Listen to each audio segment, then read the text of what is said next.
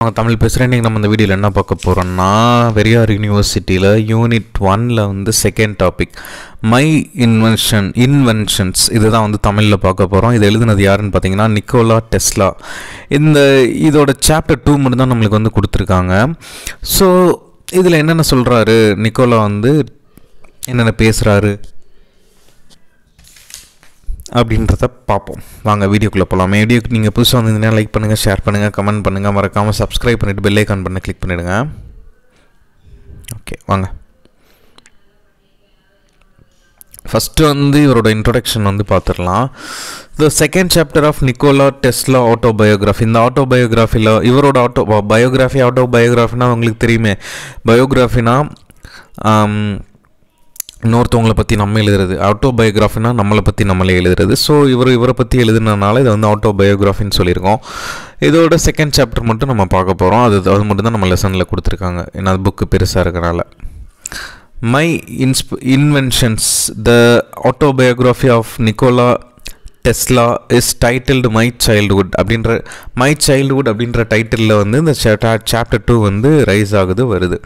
So இந்த படத்தில் இருக்கிற இந்த தலைவன் தான் வந்து இந்த இமேஜில் நல்லா பாருங்கள், இவர் தான் வந்து நிக்கோலா டெஸ்லா. ஓகே பார்த்துட்டிங்களா? Right, okay done. இப்போ இவர் என்னென்ன சொல்கிறாருன்றதை பார்ப்போம் வாங்க. Okay, the chapter provides valuable context for understanding Tesla's formative years. Context அப்படின்னா வந்து சூழல், அவரோட சூழலை பற்றியும் அவரை புரிஞ்சுக்கிட்ட அந்த வரும் வருஷங்களில் எப்படி வந்து டெக்னாலஜிலாம் வளரப்போகுது அப்படின்றத அந்த உருவாக்கத்தை பற்றி அவரோட நினைப்பை வந்து இந்த லெசன் வந்து சொல்லுது. Highlighting the experience and influences that laid the ground work for his future innovations. இது வந்து என்னென்னா, இந்த டைட்டில் வந்து எதை ஹைலைட் பண்ணுதுன்னா, எக்ஸ்பீரியன்ஸ் ஆஃப் இன்ஃப்ளூயன்சஸ், அதாவது இன்ஃப்ளூயன்ஸ் அப்படின்னா தாக்கங்கள், அவரோட லைஃப்பில் அவர் கற்றுக்கிட்ட அனுபவங்கள், அதோட தாக்கங்கள், ப்ளஸ் வந்து அவர் வந்து சின்ன பிள்ளையா இருக்கும்போது ஃப்யூச்சருக்கு என்னென்ன இன்னோவேஷன்ஸ்லாம் தேவைப்படுன்ற அறிவு அப்பயே வந்து தீட்டப்பட்டுருச்சு. Tesla recounts his early life, focusing on his childhood experience. So இவர் வந்து அவரோட ஏர்லி லைஃப், அதாவது முந்தைய ஆரம்ப கால அந்த வாழ்க்கையை வந்து நினச்சி பார்த்துட்டே இருக்கார். அப்புறம் வந்து அவரோட குழந்தை பருவத்தை ஃபோக்கஸ் பண்ணி அதோட அனுபவத்தை வந்து நம்மக்கிட்ட வந்து ஷேர் பண்ணுறாரு. Shaped his interest and personality. அவரோட ஆளுமையையும் அவரோட அந்த ஆர்வத்தையும் எப்படி வந்து சின்ன வயசில் ஷேப் பண்ணி ஒரு நல்ல நிலை அடைஞ்சாருன்றது இதில் சொல்லுவாங்க.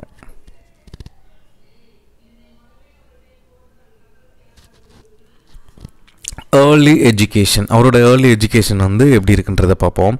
த 6-year-old Tesla receive his elementary school education in the village of சிமிஜன்.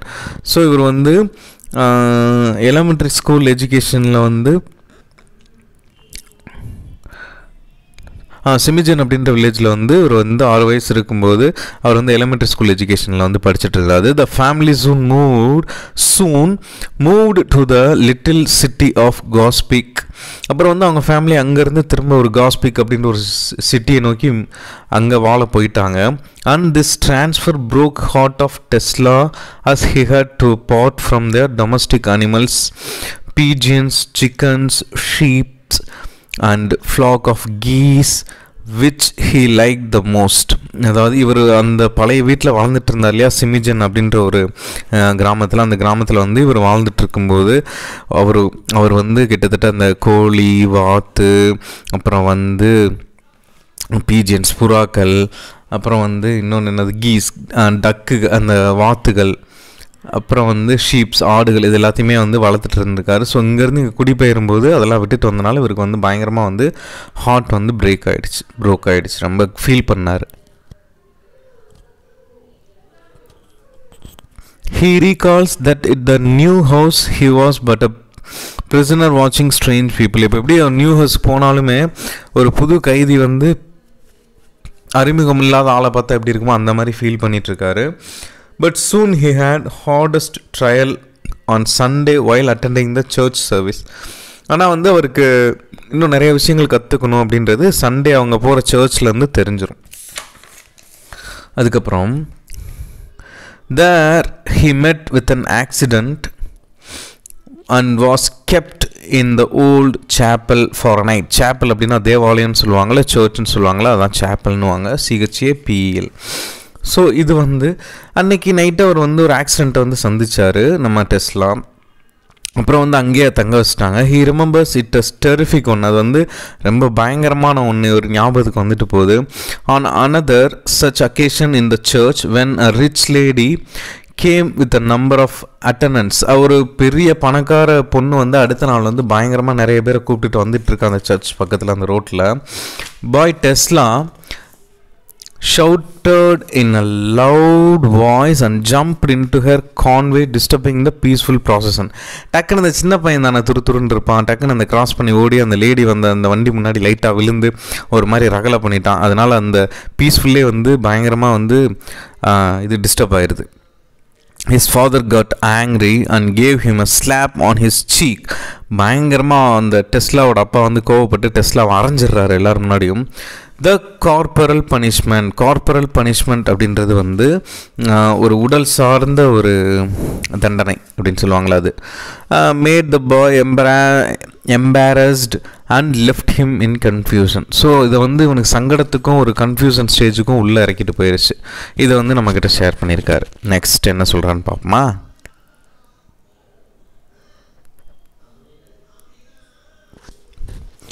Hero of the town. நம்ம டெஸ்லா சின்ன பிள்ளையில ஒரு விஷயம் செஞ்சு ஹீரோ ஆயிருக்காரு. அது என்னன்றதை பார்ப்போம்.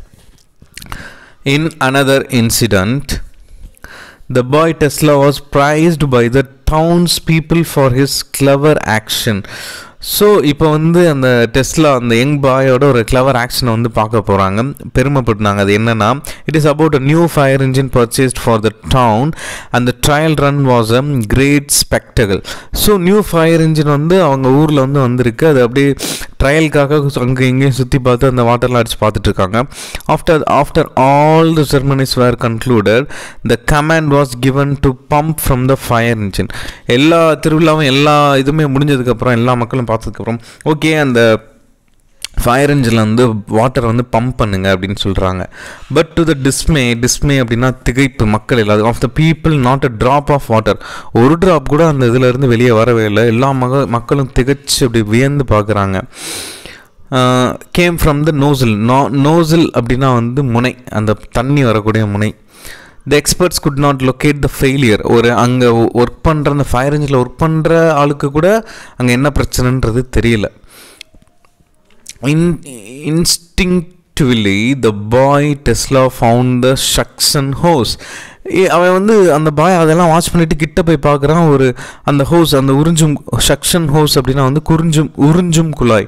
அந்த உறிஞ்சும் குழாயில் வந்து ஏதோ அடப்பு இருக்கிறத பார்த்து அதை எடுத்து விட்டுட்டான். இந்த water had collapsed and when he open it up, அதை ஓப்பன் பண்ணனே வாட்டர்லாம் அப்படியே பாஞ்சிட்டு வருது. The water rushed forth. Tesla became the hero of the day. அன்னைக்கு வந்து டெஸ்லா வந்து அந்த சிட்டிலேயே வந்து ஹீரோ ஆகிட்டான். செமலா. நெக்ஸ்ட்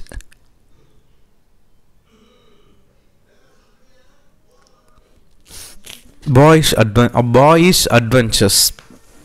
அவனோட இன்னொரு அட்வென்ச்சர், டெஸ்லாவோட இன்னொரு அட்வென்ச்சர்ஸ் என்னென்னா, Tesla join the 4 years course in the national school preparatory, but here too his boys exploits continue. அவன் வந்து ஒரு 4 years கோர்ஸ் உள்ள ஒரு நார்மல் ஸ்கூலில் வந்து தயாரிக்கிற ஒரு ஸ்கூலில் வந்து சேர்ந்துருக்கான். பட் அவனோட அந்த கண்டுபிடிப்பு அந்த சுரண்டலை வந்து இன்னும் நிற்கலை. he became the champion crow கேச்சர்னா காக்காவை பிடிக்கிறவன் இந்த கண்ட்ரி. அவங்க கண்ட்ரிலே டெஸ்லா தான் பயங்கரமாக காக்கா பிடிப்பானா. காக்கா பிடிக்கிறதுனா இன்னொருத்தரை போய் காக்கா பிடிக்கிறது இல்லை, ஒரிஜினலாக அந்த காக்கா அந்த க்ரோ வந்துச்சுன்னா அதை பிடிக்கிறது, அந்த க்ரோ பேர்ட் வந்துச்சுன்னா. His method was simple. அவனோட மெத்தடே சிம்பிள் தான். He would hide in the bushes and imitate the call of birds.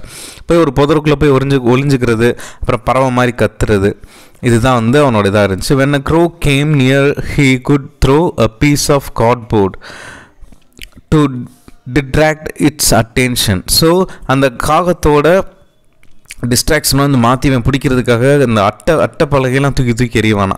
அது மாதிரியே கத்திட்டான். கிராப் த வேர்ட், அது கிட்ட வந்து அப்படியே பிடிச்சிருவானா. thus he could catch as many crows as he desired. அவன் ஆசை தீர அந்த நிறைய க்ரோஸை வந்து பிடிச்சிக்கிட்டே இருப்பாரான் அந்த Tesla. But on one occasion, after a frightful attack of numerous crows, he began to respect the birds he recalls. இதை நம்மக்கிட்ட திரும்ப என்ன ஞாபகப்படுத்த விரும்புகிறாருன்னா, அந்த ஒரு ஃபியர்ஃபுல், அது கிட்ட வர நிறைய காகங்கள் கிட்ட வர இவருக்கு பயமாயிருச்சு. ஸோ இது வந்து பயங்கரமாக நம்மளை பயமுறுத்துன்னு சொல்லிட்டு அந்த காக்காவை பிடிக்கிறதே விட்டுட்டாரு. ஸோ அது மேலே ஒரு ரெஸ்பெக்டும் வச்சுட்டாரு. அதுக்கப்புறம் இதை நம்மக்கிட்ட வந்து ஷேர் பண்ணுறாரு. இது வந்து ஒரு அவரோட சின்ன வயசில் நடந்த ஒரு boys adventures. Okay, next.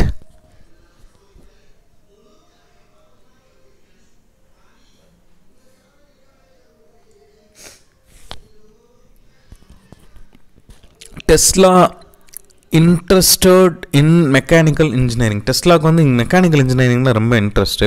At school the boy Tesla showed much interested in mechanical models, especially water turbines. Water turbines அப்படின்னா வந்து சுழலும் இயந்திரம். இவருக்கு வந்து சின்ன வயசுலேருந்தே ஒரு அந்த மெக்கானிக்கல் இன்ஜினியரிங் மேலே ஒரு பயங்கரமான ஒரு லவ் இருந்திருக்கு. ஸோ அதனால் இவர் வந்து மெக்கானிக்கல் மாடல், முக்கியமாக வந்து அந்த சுழலும் இயந்திரம் வாட்டர் டர்பைனை பற்றி கற்றுக்கணுன்னு ரொம்ப ஆர்வமாக இருந்திருக்காரு. அதை பற்றி சோதனைகள். Tesla fascinated by a description of Niagara Falls. So அவருக்கு வந்து சின்ன வயசுலேருந்தே ஒரு நயாகரா ஃபால்ஸ் மேலே ஒரு பயங்கரமான ஒரு என்ன சொல்கிறது, ஒரு இம்ப்ரெசிவாக ஒரு க்ரஷ்ஷு.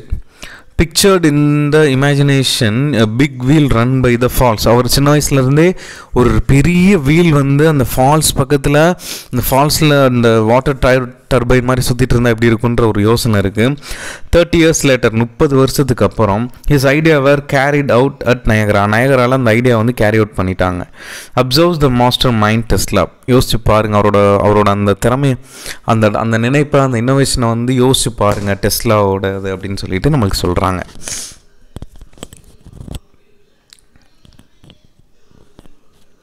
Teslas astonishing skill. அவரோட அஸ்டானைசிங் ஸ்கில்னால் வியக்க வைக்கிற, அஸ்டானைசிங்னா வியக்க வைக்கிறது. அவரோட வியக்க வைக்கும் திறன் வந்து என்னென்னு பார்க்கலாம். As a boy Tesla attempt all kinds of skill and strange device. சின்ன வயசுலேருந்தே நிறைய புது விஷயங்களை கற்றுக்கிறதுக்கும் அதை அட்டன் பண்ணி பார்க்குறதுக்கும் ரொம்ப ஆர்வமாக இருக்கக்கூடியவர். Once he produced an air blast device. ஒரு பலமாக தூக்கி எறியக்கூடிய ஒரு டிவைஸை வந்து ப்ரொடியூஸ் பண்ணுறாரு. Once he produce the air balls, a large medieval crossbow. When shot they go at the great speed and could pierce even thick planks. சின்ன பெரிய பலகையை கூட அது வந்து துளைச்சிரும். அந்தளவுக்கு ஸ்ட்ராங்கான ஒரு ஏர் பிளாட்ஸை வந்து ரெடி பண்ணுறாரு. ஏர் பிளாட்ஸ்னால் வில்லு மாதிரியே இருக்கும், அடித்து விடுறது ஈஸியாக துளைக்கும் பாறையெல்லாம். Later his invention of Tesla became unique implement of இது வார்லிங் யூஸ் பண்ண ஆரம்பிச்சிட்டாங்க. One day while walking strong the river with his uncle. அவங்க அங்கிளோட சின்ன வயசில் நடந்து போயிட்டு இருக்கும்போது ஆற்று பக்கத்தில் இந்த பாய் டெஸ்லா ஃபவுண்ட் த ட்ரோட்ஸ். அவர் பாய் வந்து சின்ன மீன்கள் வந்து துள்ளி குறிக்கிறத பார்க்குறான். Shooting up in the air, he told his uncle he could curl a stone at a fish and cut it into two. அவங்க அங்கிள்கிட்ட சொல்கிறாங்க, பாருங்க அங்கிள், அந்த வெளியே மீன் துள்ளி குதிச்சு வரப்போ நான் ஒரு கல் எடுத்து அடிக்கினேன், அது ரெண்டாக பொழந்துடும் பாருங்கள் அப்படின்னு சொன்னானே. எங்கள் அடி பார்க்கலாம் அப்படின்றான். In no minute he did it ப்ரைசஸ்லாம் துல்லியமாக. To the surprise of his uncle who called him Satan. கரெக்டாக அந்த கல் எடுத்து அடித்தோடனே கரெக்டாக மீனும் மேலே வருது, அப்படியே மீன் அப்படியே ரெண்டாக பொழந்துருது. இதை பார்த்தோன்னே அவங்க அங்கிள் ஷாக் ஆகி அவனை வந்து என்ன சொல்கிறாருன்னா, டெஸ்லாவை சாத்தான் அப்படின்னு சொல்கிறாரு. சாட்டன் இங்கே சரன்னு போட்டேன், சாரி, சாட்டன், எஸ்ஏடிஏஎன் தான் வரும். சாட்டன் அப்படின்னு சொல்லி திட்டுறாரு. அ ஃபியர்ஃபுல் டேலண்டட் பாய் அப்படின்னு சொல்லி திட்டுறாரு. ரொம்ப ஒரு பயங்காட்டுற ஒரு சின்ன பையன், திறமையுள்ள பையன் சொல்லிட்டு சொல்கிறார். கன்க்ளூஷன் என்ன சொல்கிறாங்கன்னா, Tesla observes that an inventor's endeavours is essentially life saving. அவரோட கண்டுபிடிப்புகள், அது கண்டுபிடிப்போட முயற்சி எல்லாமே வந்து நம்மளோட மனுஷங்களோட லைஃப்பை சேவ் பண்ணுற மாதிரி தான் இருக்குது. Whatever he invents is only adding to the safety of human existence. என்ன தான் அவர் வந்து அந்த என்ன புதிய கண்டுபிடிப்புகள் கண்டுபிடிச்சாலும் அது வந்து முழு முக்கியமாக ஹியூமன் எக்ஸிஸ்டன்ட், மக்களோட அந்த இருப்புக்கு அவசியமானது, தேவைக்கு அவசியமானதை கண்டுபிடிக்கிறாரு. The scientist inventor is better qualified than an average individual as he is resourceful. கண்டிப்பாக வந்து ஒரு சயின்டிஸ்ட்டோ ஒரு இன்வென்டரோ வந்து ஒரு நார்மல் இண்டிவிஜுவல் பர்சனை விட ரொம்ப குவாலிஃபைடாக இருப்பாங்க, திறமை மிக்கவங்களாக இருப்பாங்கன்னு சொல்கிறாரு. And could protect himself from dangers. அவருக்கு வரக்கூடிய எல்லா ஆபத்துக்கள்லேருந்தும் அவரை காப்பாற்றிக்கிறவாரு அப்படின்ற மாதிரி இந்த கதையை முடிக்கிறாங்க. கண்டிப்பாக அந்த கதை உங்களுக்கு பிடிச்சிருக்கும், புரிஞ்சிருக்கும்னு நம்புகிறேன். இந்த நிக்கோலா டெஸ்லாவை பற்றி ஒரு சாப்டர் 2ல் இந்த மாதிரி சொல்லியிருக்காங்க, இவரை பற்றி, இவரோட இன்வென்ஷனை பற்றி, ஐடியாவை பற்றி. Thank you so much. நாளைக்கு வந்து இதோட எஸ்ஸே போடுறேன், 1 மார்க் போடுறேன். Thank you so much for your love and support. Keep supporting my channel. Thank you. வேறு ஏதாவது வீடியோனா கமெண்ட் பண்ணுங்கள். தேங்க்யூ. Love you all.